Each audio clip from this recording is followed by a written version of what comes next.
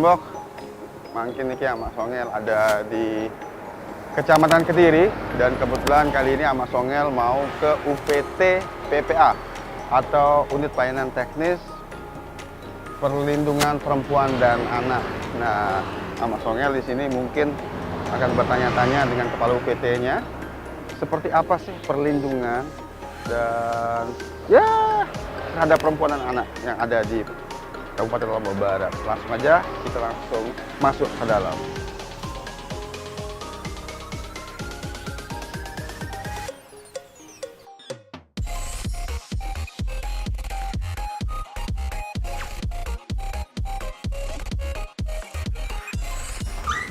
Assalamualaikum. Waalaikumsalam. Jadi sebentar Lombok, Amak Songel sekarang sudah berada di ruangannya Kepala UPT PPA Kabupaten Lombok Barat dengan Bu Hajah Nafana. Iya. Ibu, apa kabar Ibu? Baik, silakan duduk. Alhamdulillah, mohon maaf Amak Songel mengganggu Oke. waktunya Ibu nih. Nggak apa-apa. Jadi Amak Songel agak sedikit kepo. Iya, Jadi silakan. sudah jalan-jalan Iya. lewat Kediri. Kok ada UPT PPA? Ini apaan sih gitu? Iya. Perlindungan Perempuan dan Anak. Nah. Nah, kebetulan ini teman-teman Amak Songel di rumah mungkin pengen tahu apa sih sebenarnya UPT PPA ini ya gitu. Iya. Nah, Bu Hajah sebagai kepala UPT di sini, apa sih sebenarnya UPT PPA ini? Kepanjangannya apa sih Iya. sebenarnya? Mungkin biar teman-teman Amak Songel di rumah sana tahu gitu. Ya, ya. Silakan. Oke. Jadi kalau untuk UPT PPA Lombok Barat, Ya. yaitu Unit Pelaksana Teknis Perlindungan Perempuan dan Anak. Oh. Ya, jadi UPT PPPA Lombok Barat itu Oke. dibentuk di tahun 2020 Oke. berdasarkan Perbup nomor 13 tahun Oke. 2020. Jadi selama dibentuknya UPT PPPA, jadi kami bertempat kantornya di Desa Kediri, Oke. wilayah Kediri. Kalau UPT PPA ini sendiri berarti membawahi semua kecamatan yang ada di Kabupaten Lombok Barat berarti Bu ya? Iya, karena kalau UPT PPPA itu mestinya nanti kalau sudah akan menjadi dinas Ya. untuk dinas perlindungan perempuan dan anak, Oke. itu pemberdayaan perlindungan perempuan dan anak, Ya. itu nanti baru dia akan turun menjadi UPT PPPA di tingkat kecamatan. Oh, Karena gitu. ini baru pemerintah baru membentuk satu UPT gitu. PPPA. Jadi masih dia di lingkup wilayah Kabupaten Lombok Barat. Iya. Tadi Ibu saya lihat brosur ya Pak. Iya. Saya penasaran nih. Ini fungsinya banyak sekali Ibu. Iya. Ada pengaduan masyarakat, Iya. ada penjangkauan korban, pengelolaan kasus, penampungan sementara. Itu emang pengaduan masyarakat atau kesadaran masyarakat terhadap perlindungan perempuan itu cukup perempuan. tinggi nggak di Lombok Barat ini?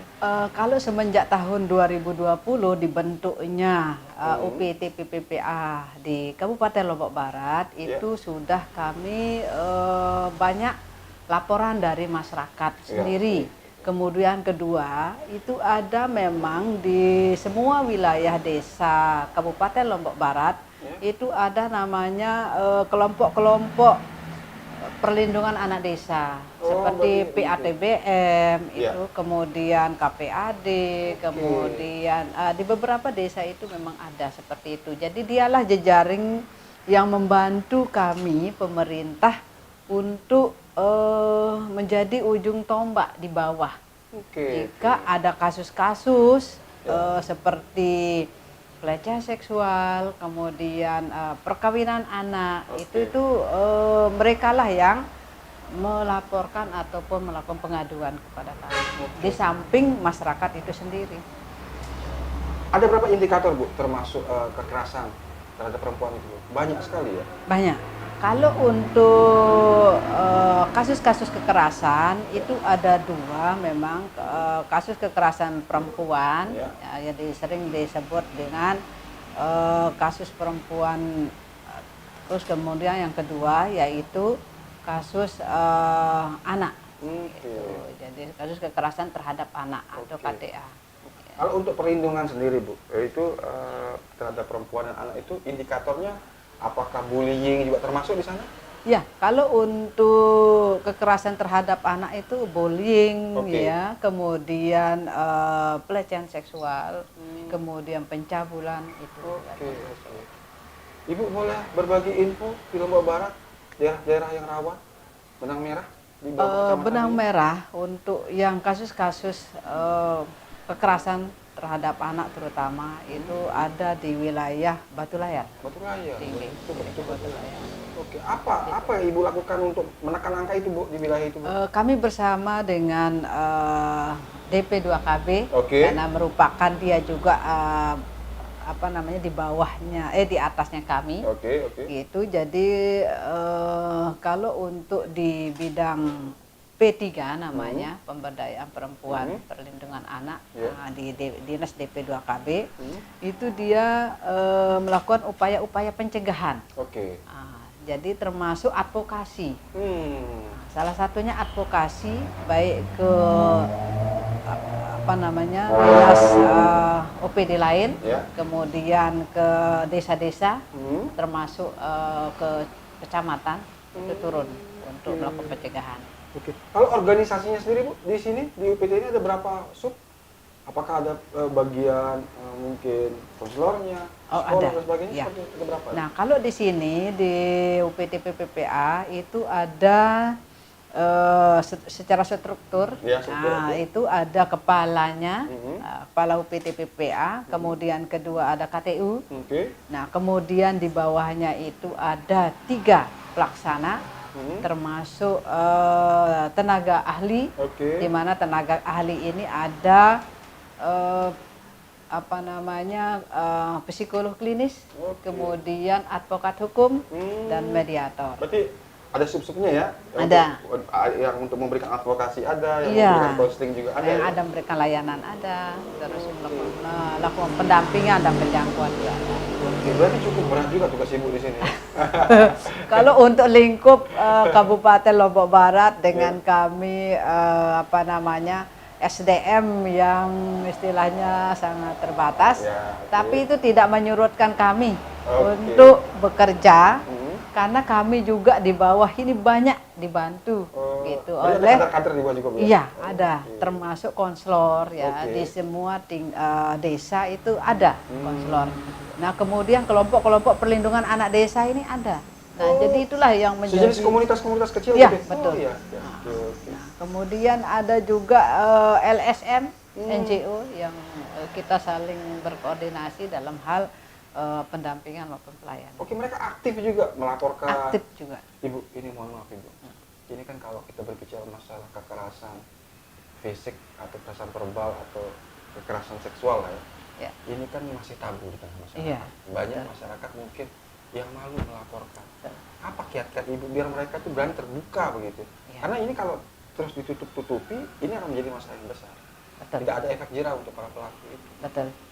Jadi kalau untuk kasus-kasus memang ini kayak fenomena gunung es. Oke. Dia jadi dia sebenarnya banyak gitu. Jadi itu masih ada beberapa masyarakat yang memang tidak berani. Tidak berani ya? Iya, untuk melapor karena terkait yang akan dilaporkan ini kadang-kadang pelakunya itu dari orang-orang terdekat. Oke, lah ini Ya, menarik, termasuk Ibu. keluarga. Oke. Itu yang sering terjadi, terutama untuk salah satu kasus pelecehan seksual terhadap anak. Oke. Itu yang sering melakukan itu yaitu adalah salah Orang satu terdekat ya? orang terdekat. Iya. Nah ini yang mungkin tapi kami sekali lagi tidak hanya berdiam diri Oke. terkait dengan kasus-kasus yang ada baik di wilayah Kabupaten Lombok Barat. Nah itu kami berusaha untuk turun juga, Oke. turun bersama dengan di Dinas DP2KB P3A teman-teman di sana. Jadi kami turun berupaya untuk salah satunya yaitu dibuatnya brosur Brosur seperti ini ya? ini. Iya. Ini sebagai Jadi bentuk ini sosialisasi sebenarnya. sosialisasi di mana nanti ini yang akan kita kasih di desa, Desa-desa. desa-desa. Nah ini ada nomor HP ya, nomor kontak Ada yang pengaduan berarti ya? iya, nomor pengaduan Oke, yang oke. bisa dihubungi setiap saat 24 jam. Oke. Ya, namanya itu ada telepon ataupun WA. Oh, iya.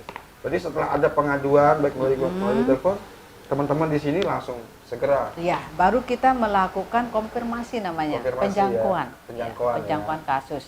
Nah, baru setelah itu kita lakukan pengelolaan kasus. Oke. Nah, jadi pengelolaan kasus itu kita nanti dengan teman-teman di UPT PPPA itu kita asesmen kasusnya seperti apa. Kalau kasusnya ini kira-kira akan dilakukan pendampingan. Pendampingan ini akan dilakukan oleh siapa?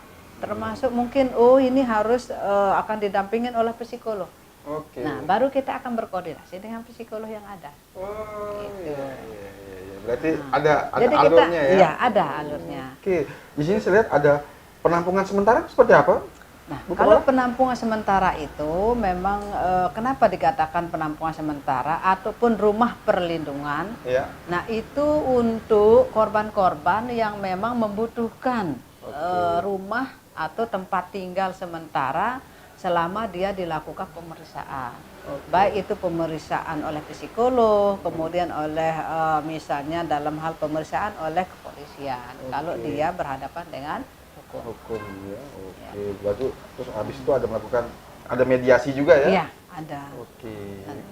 Jadi UPT PPPA ini tidak selalu nanti kasus-kasus itu dia kerana hukum. Tapi ada kasus-kasus yang memang kita lakukan upaya mediasi kedua belah pihak. Kalau yang mencari jalan keluarnya ya. Iya, betul. Oke. Kalau ini Bu, pertanyaan terakhir sebelum saya tutup di segmen pertama ini. Pernah nggak UPT PPA Kediri memisahkan orang yang akan menikah karena terkait anak di bawah umur? Harus memisahkan itu? Iya. Pernah? Pernah, sering. Oh, sering. Karena di sini banyak kasus. Banyak kasus, Oke. Jadi kasus perkawinan anak di Kabupaten Lombok Barat itu kalau kita melihat tren tren kasus itu di beberapa kecamatan itu kayaknya merata. Berarti masih tinggi ya? Merata, iya. Walaupun karena ini kasus-kasus perkawinan anak ini kita kan walaupun sudah upaya-upaya pencegahan maupun sosialisasi yang kita berikan, nah itu kan tidak menutup kemungkinan karena banyak aspek yang menyebabkan itu gitu ya. Nah jadi pada saat kami melakukan upaya pencegahan itu yaitu kita selalu berkoordinasi dengan dinas DP2 KPP 3A kemudian kepala desa itu sendiri dan kadus. Nah, jadi itulah yang memudahkan kami untuk bisa melakukan upaya pencegahan. Jadi UPT PPPA tidak bisa bekerja sendiri. Oke. Ibu, terima kasih banyak ini buat segala informasinya. Kayaknya Mas Songel ingin ke dalam, Bu. Ingin ngobrol-ngobrol mungkin sama teman-teman di bagian KTU. Semoga bisa ketemu sama sosiolognya atau ketemu sama konselornya di sini. Terima kasih Bu ya, tetap di Mas Songel Tribun.